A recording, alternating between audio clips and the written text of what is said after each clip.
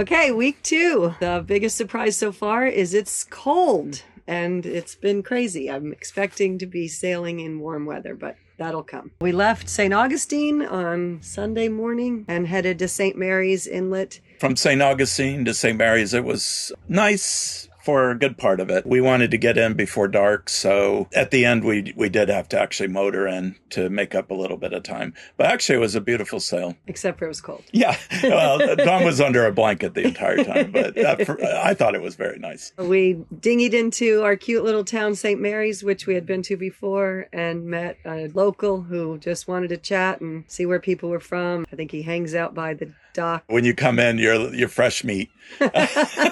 People definitely like to chat. So we picked up Julie and dinghied back out to the boat for dinner, hung out. Monday morning we went out. That was eclipse day.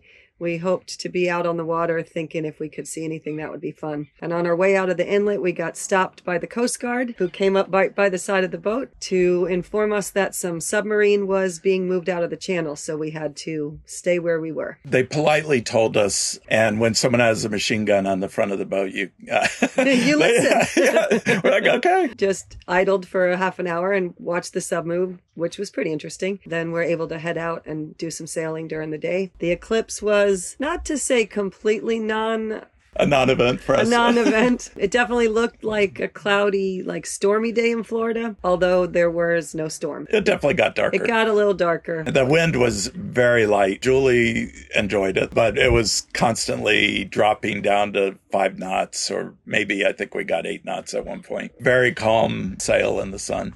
It was nice. And when we came back in the inlet, there was another sub. So it was a day of adventure for the subs. I think they were doing some fire live drills or something. Yeah, they kept on coming on 16 saying, warning, live fire training offshore of St. Mary's. So we're like, maybe this wasn't the best day to be sailing out there. And then we anchored off Cumberland and went in for a hike. We had been there once before, but Julie had never hiked it, I guess. She had only stayed with us that last time in St. Mary's. Beautiful, beautiful, quiet island. Not a lot of traffic, just very quiet. We didn't see anybody on the beach. The only souls we saw were horses out there playing in the water. So the dunes are beautiful. The oak trees are beautiful. The horses just on the beach and on the dunes are fun to come upon. We definitely saw armadillo. Deer.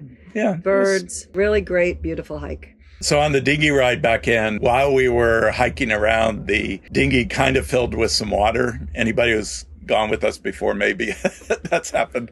So I was bailing and finally just decided, let's go with a lot of water. And also because it had been so cold, the dinghy had sort of deflated. So Julie, the boat's kind of bending right where she was sitting and it's full of water. And I think she was wondering if we were making it back, but we did.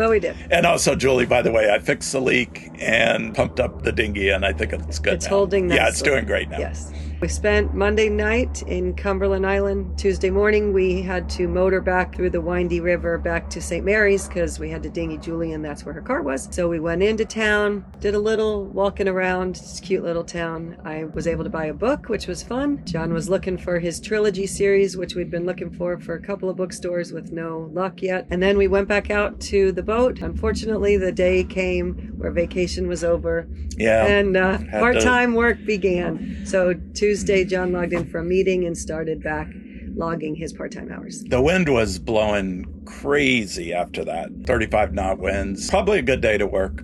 So good couple days to work. And it rained. Anchor held great. Worked, did taxes. So Starlink worked even in the storm. The only weird thing is the current and the wind would shift us and I'd have to go out every, maybe 20 minutes and adjust the keep the alignment, of Starlink so that we had good internet. But everything worked great. A couple of good productive days to figure out how that process is going to work. So a lot of new things we're able to start figuring out.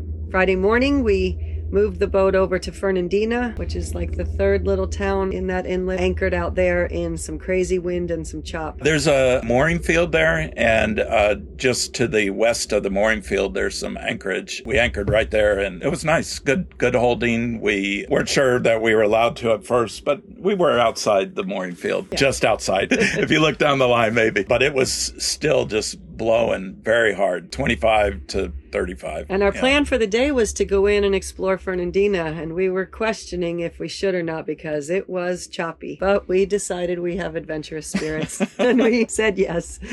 We got the laundry, we took some trash off the boat, and we ventured into town. And it was a wet ride, very, very wet ride. And Dawn was getting her hair wet. It was so bad. The spray was just, she's like, got something to cover her lap, and no, that did not do it. It did keep the laundry dry, so that was important. So we went in, we were able to set it up with the marina where you pay just a day fee, and we had access to the laundry room and access to the boaters lounge. We hit some pubs, of course.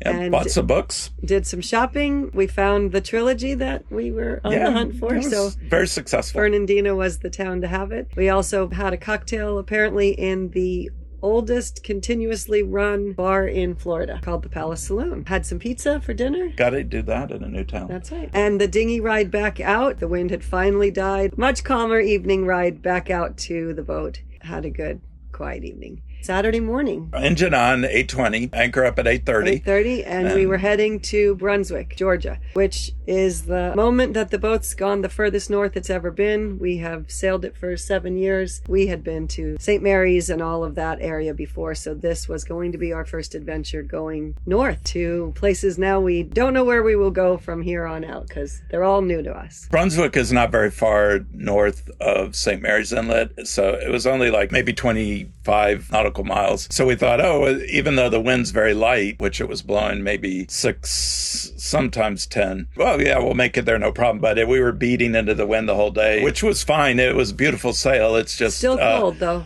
So after 60 miles of doing that, we did have to turn the motor on and motor in at the end so that we wouldn't be... And it was actually a long motor in. The channel's very long. There was a cargo ship heading in at the same time. It's a little bit hard to tell what you should be doing. I was moving over to the north side of the channel, which would be normal for coming in.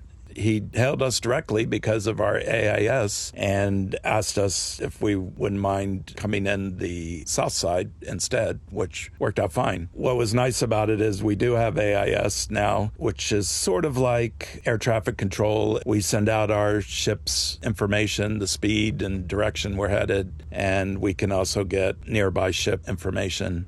They were able to know our ship's name, hail us directly, and we were able to sort it out before there were any issues. So thought it worked nice. We saw this bridge early in the day. I was on the phone with Jordan and noticed this suspension bridge. Probably it was in our view for over 4 hours. Even when we turned towards the channel to come in, it was another 2 hours before at least, yeah, came to the bridge. So it's the Sydney Lanier Bridge in Brunswick, Georgia, and we sailed under it. Thought about anchoring in Brunswick near the marina, but it was way too shallow. So we actually motored all the way back out, came out again on the other side of the bridge, and anchored off the side of Brunswick, Georgia. And that's the end of week 2. Yeah. Looking forward to what comes next.